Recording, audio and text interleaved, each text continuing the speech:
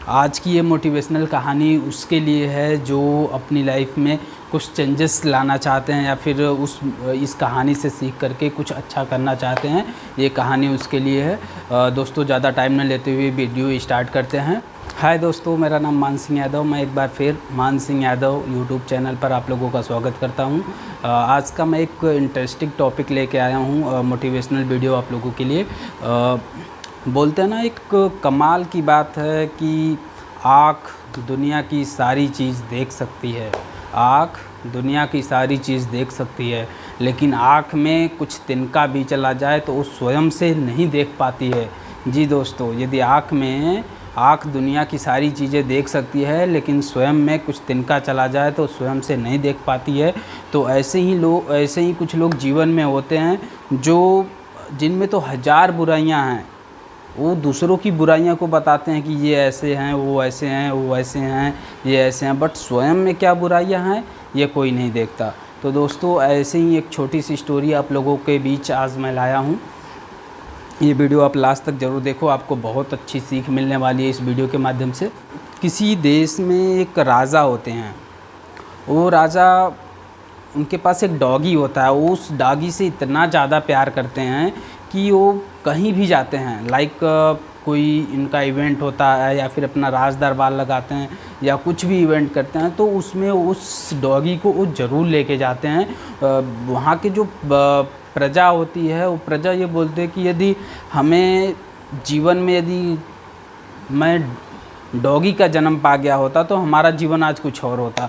राजा अपने डॉगी से इतना ज़्यादा प्यार करता था, इतना ज़्यादा प्यार करता था कि अपने प्रजा से भी ज़्यादा उसे अपने डॉगी से प्यार होता था। तो एक बार की कहानी है दोस्तों।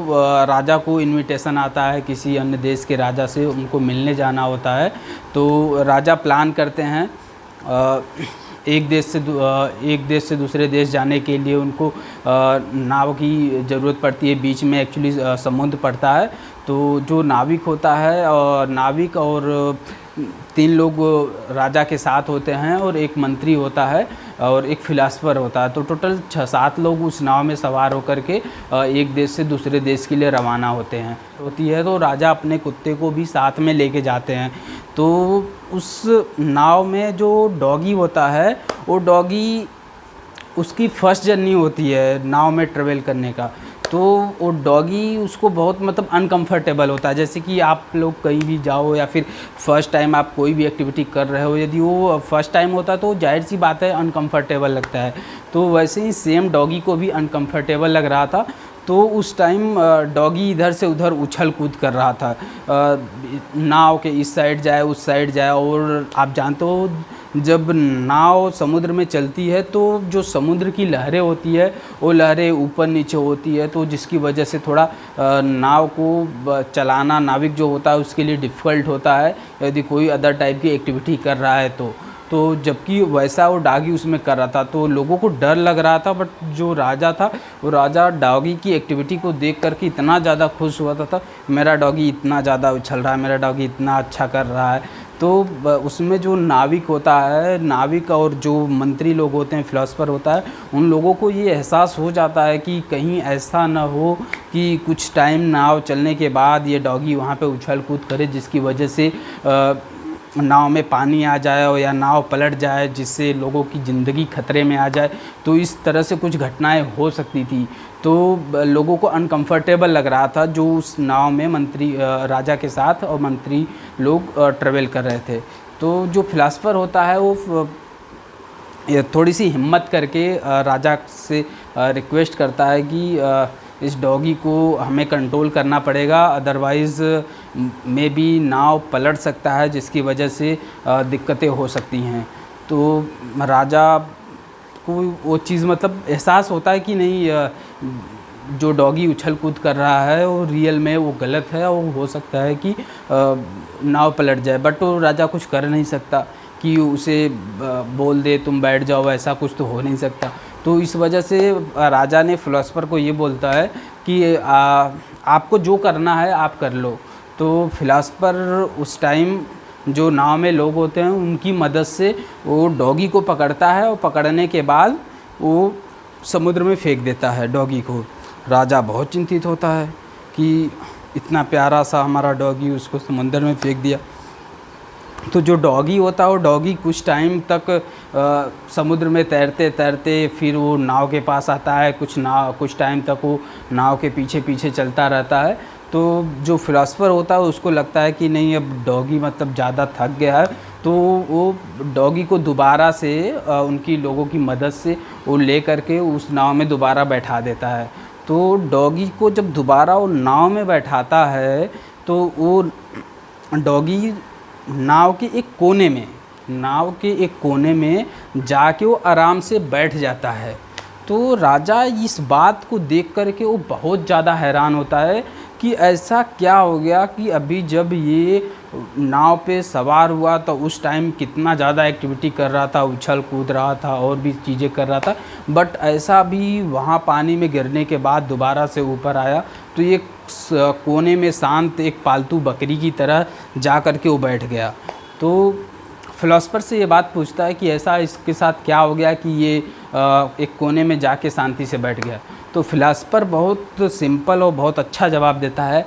फिलॉसफर ये बोलता है कि राजा, इसमें कोई बहुत बड़ी बात नहीं है। जीवन की यही सच्चाई है, जब तक कोई भी चीज़ स्वयं पे न गुज़रे, जब तक कोई भी मुसीबत स्वयं पे न आए, तब तक सामने वाला आपका एहसास नहीं समझ सकता, आपकी मजबूरियां नहीं समझ सकता, आप कैसे हालात में हो नहीं समझ सकता। वही सेम चीज़ होती है हमारे जीवन में भी। दोस्तों, बहुत सारे आपको ऐसे लोग मिल जाएंगे जो जीवन में पता नहीं क्या क्या बोलते रहते हैं, क्या क्या करते हैं, क्या कहते हैं, क्या नहीं कहते हैं। तो वो सेम लाइक डॉगी जैसे ही होते हैं कि मैं क्षमा चाहूँगा दोस्तों, यहाँ पे मैं ऐसा वर्ड यूज़ कर रहा हूँ, बट मैं रियलिटी आपको बता रहा हूँ।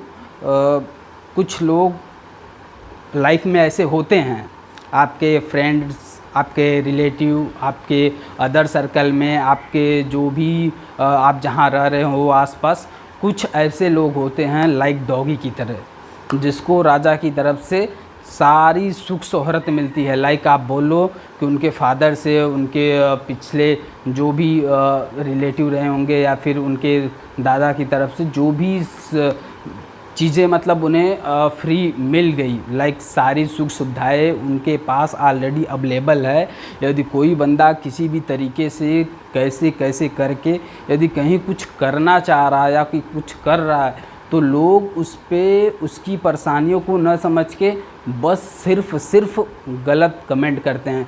तो दोस्तों, जब तक उस डॉगी की तरह वो लोग गिरेंगे नहीं कभी, जब तक वो लोग उस डॉगी की तरह कभी गिरेंगे नहीं, तब तक वो तुम्हारा एहसास नहीं समझ सकते हैं। तो दोस्तों आज की कहानी हमें यही सीख देती है कि हमें किसी भी इंसान के